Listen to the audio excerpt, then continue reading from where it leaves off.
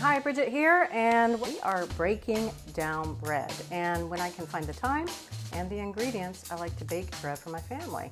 So I thought I'd invite you along for the ride. You can look over my shoulder. I'm going to show you some tips and tricks, techniques, and a little bit of science that's going to help you become a better bread baker at home.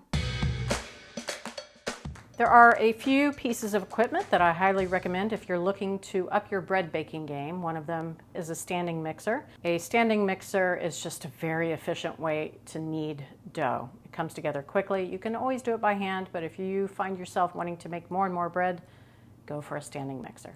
Next up, we have a digital scale. Something like this I love because it means I can weigh out the ingredients instead of measuring by volume.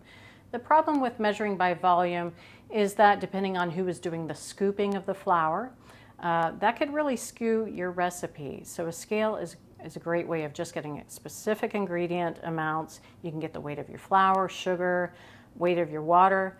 For smaller amounts of yeast, you can still use a teaspoon measuring spoon, and that's fine. Another piece of equipment that I recommend is an instant read thermometer.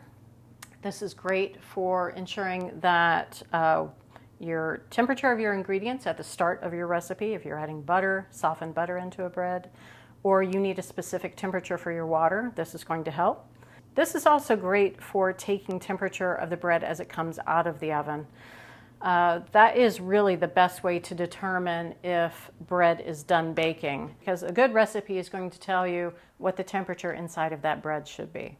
Sheet parchment. This is a half sheet, means it's going to fit into a half sheet pan. This is great for after you've shaped your bread. You can put it right onto the parchment to let it go through its second rise. And then when it's ready to go into the oven, it's very easy to slide it on and off of what is underneath. Let me show you this, which is a baking stone. Baking stones regulate your oven temperature, and they also provide a beautiful, even source of heat from underneath. So the bottom of your bread is going to get an unbelievable crust. Now, over the years, we've had people ask us in the test kitchen, how do I clean my baking stone? And I just wanted to show you, this is my reality. This is my baking stone.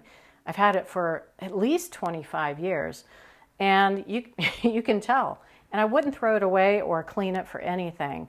All of this means is that I bake a lot of bread, I bake a lot of pizza, and I use it often. Yeasted breads will often use one of these two flours as the bulk of the recipe. I have all-purpose flour and bread flour, and the main difference between them has to do with their protein content. More protein in a flour can mean more gluten development, and a really good gluten network is what gives bread its structure. Now, something like all-purpose flour, it has a lower protein content than bread flour. Something like this is great for softer breads, yeast rolls, plush breads, things like that. I think of cinnamon buns. I think of cinnamon buns all the time. A bread flour, which you can see has a higher protein content, it goes between 12% to 14%. This particular one says 12.7, which is very handy to know. So a flour like that is perfect for developing lots of gluten, lots of structure. That's often necessary for rustic breads or breads where you want a lot of chew.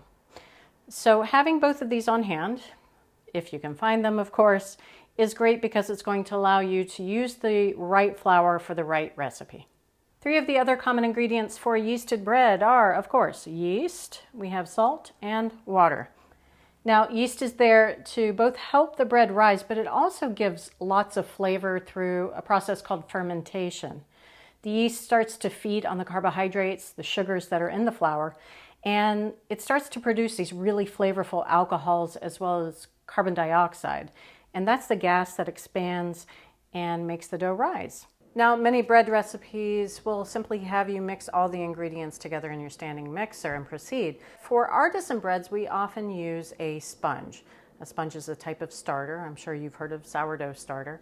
It's a type of starter where you take a portion of the flour, the yeast, and the water in a recipe and mix that together. And you cover it and let it sit for several hours or even days, sometimes weeks and months if you're, again, using sourdough.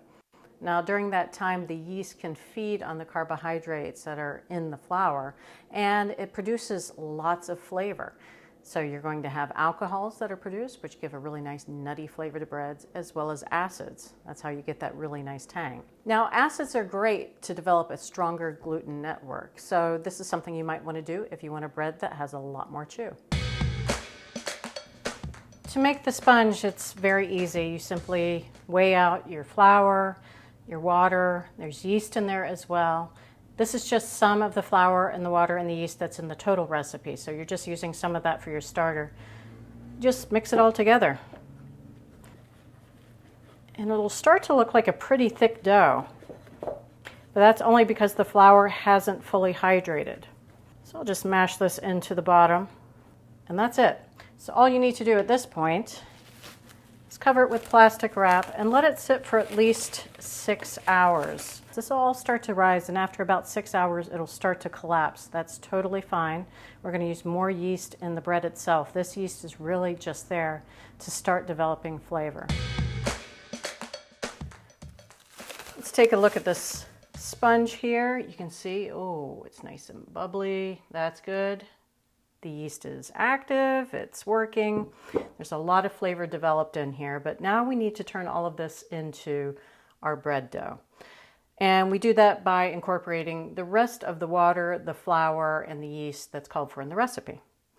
So the first thing that I want to do is add any of the remaining water from the recipe to the sponge. We'll give this a stir. A note about water and dough. The amount of water that you use can have a direct effect on the interior texture and structure of the bread. A very wet dough will have a strong and extensible gluten network. That means they can stretch before they break. Our water, of course, means that the dough is going to be quite loose.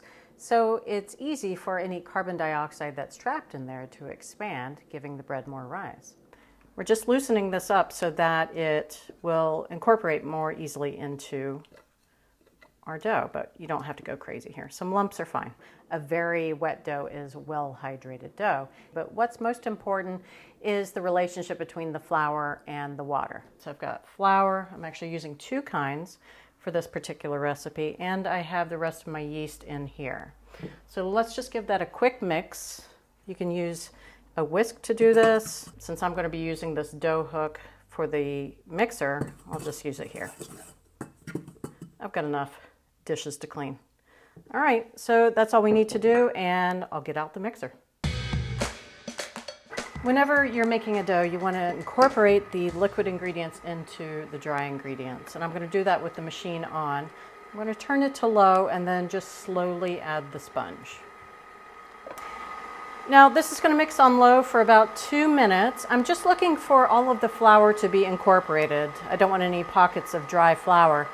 But after we do that, we're going to turn the machine off. I'm going to cover the bowl with a little bit of plastic wrap, and we're going to let this rest for about 20 minutes. So this is a resting step that's called autolyse, and it's really important to help the dough develop a great gluten network.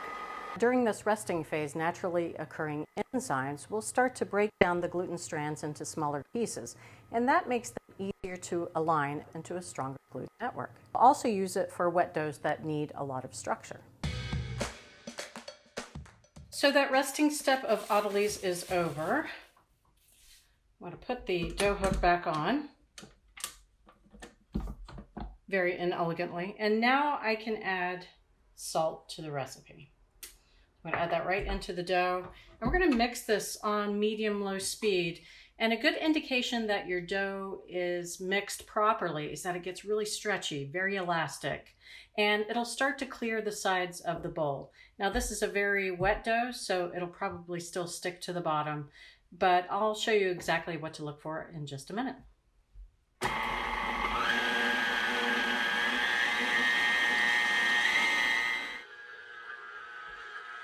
So that's been about 5 minutes. It didn't take long, and let me show you. This dough is super stretchy. It's very elastic. That's a good sign. So it's not breaking. So this is ready to come out of the mixer at this point. We're going to knead it by hand. But you want to take care that you don't start to over knead your dough too much. It can start to turn kind of a very pale white. It'll go from this lovely tannish color to a pale white, It also can incorporate too much air and really just rob the bread of flavor. So keep the machine mixing especially to a minimum. Whether you knead your dough by hand or you use a machine, kneading helps the gluten development process along. Kneading also distributes the ingredients throughout the flour, and it incorporates air into the dough. And air is good for yeast to stay alive. Even though we kneaded our dough, we want to give it a couple of turns by hand. That's going to allow us to feel the dough, see what's going on there, but also bring it together into a nice cohesive mass. So I am going to flour my countertop here, my bench, as it's also called. And I have a wooden countertop. Wooden countertops tend to need a bit more flour than if you're working on stone or some other surface. And I'm going to keep more of that flour nearby. Now to get the dough out of the bowl, I'm going to use a bowl scraper. And I've greased this with a little bit of cooking spray. So I'll just use it to get this very sticky dough out.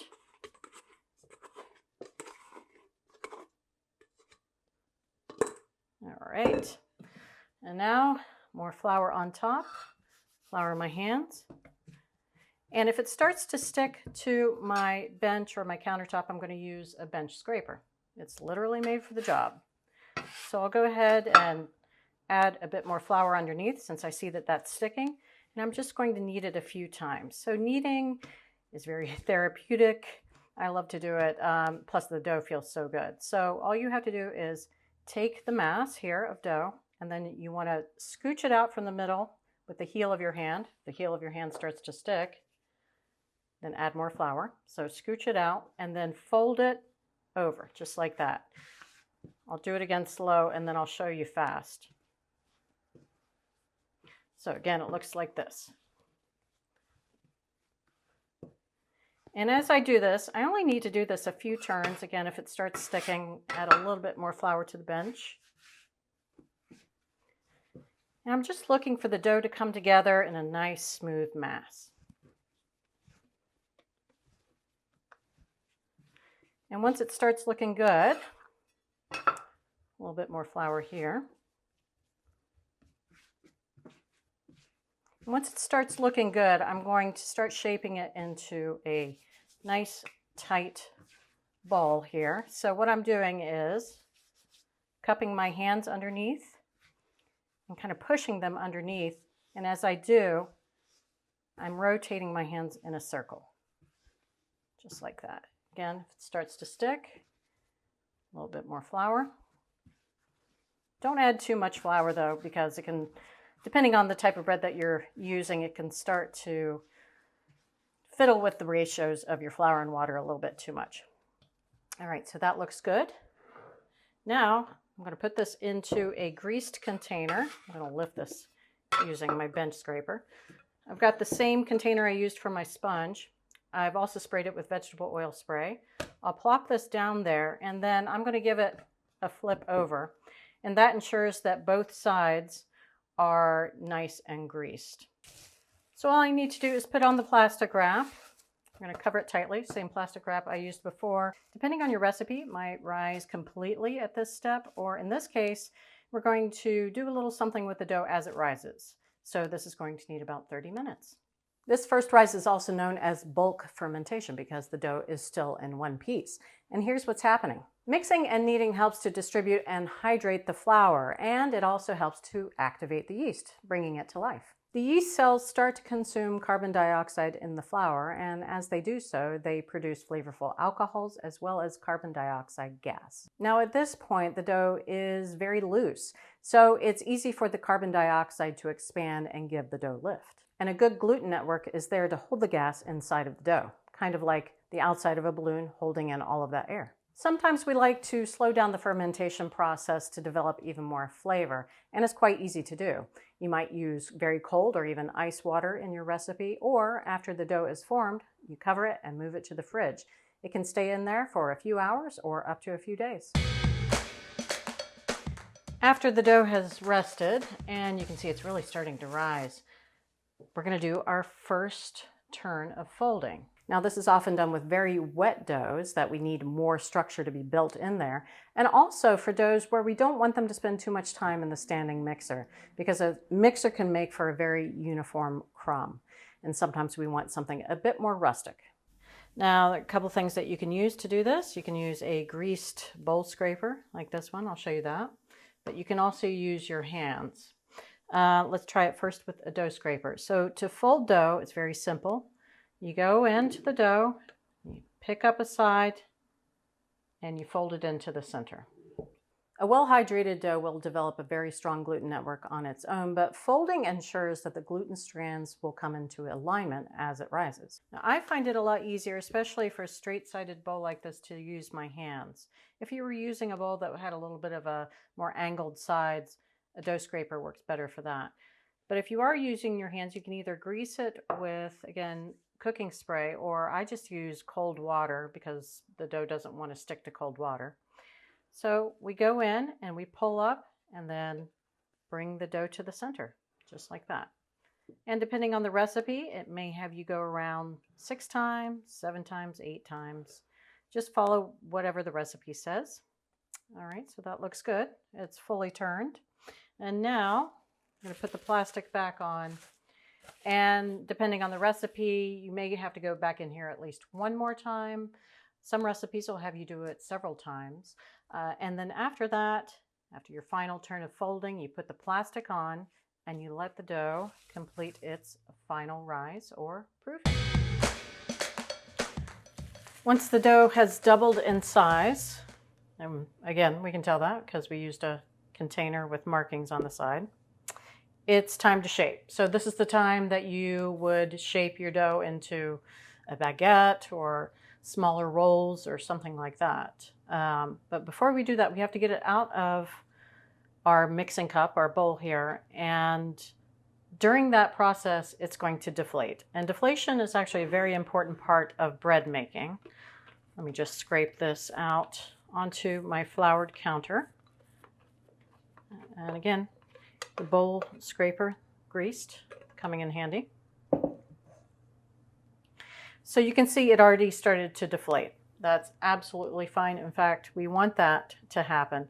Now, sometimes though, you'll see people pound the dough. They'll just put their fist through it, and that's okay, as long as you don't go too crazy with that. We don't want to disturb all of the air bubbles that we've worked into the dough, all that CO2 gas that has started to allow the dough to rise. If we were to deflate all of that, your bread during its second rise or proofing wouldn't get as tall. So at this point, we're going to deflate the dough a little bit more by pressing it out. And I'm going to shape this into a boule, just a nice simple round shape, so I don't have to go crazy. But if I see any large bubbles, see like that right there, I want to take care to deflate this, because if this was to bake into the final loaf, you would end up with a huge air gap, big air pocket in the final bread. So I'm just pressing this out again gently to about a 10-inch round for my particular recipe. Went a little too crazy there. And again, just deflating any bigger air bubbles that I can find. If you were making rolls, you might cut this into several small little shapes.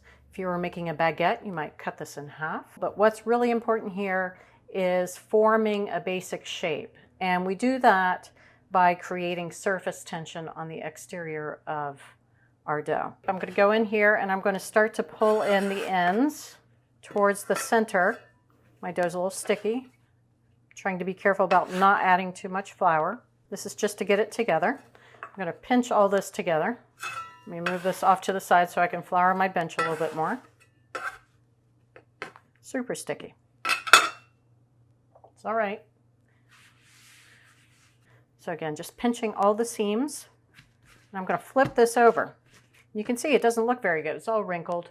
So we're going to get this nice and tight again by cupping my hands underneath and using that surface tension where it's starting to stick to the board to smooth this out. And this is creating the shell almost on the outside. It's like an exterior of a balloon. And it's going to contain all of that air inside so that this dough, during its second rise or its proofing, is going to be able to expand without having bursts of air come out here and there. So this dough is ready for proofing. After the dough has risen once and it's been deflated and shaped, at this point, some recipes will have you do the second rise or proofing of the dough in the container in which it's going to be baked. So think something like a loaf pan, or for focaccia, you might use a cake pan. Now, other recipes for freeform loaves will have you move the dough to a sheet of parchment.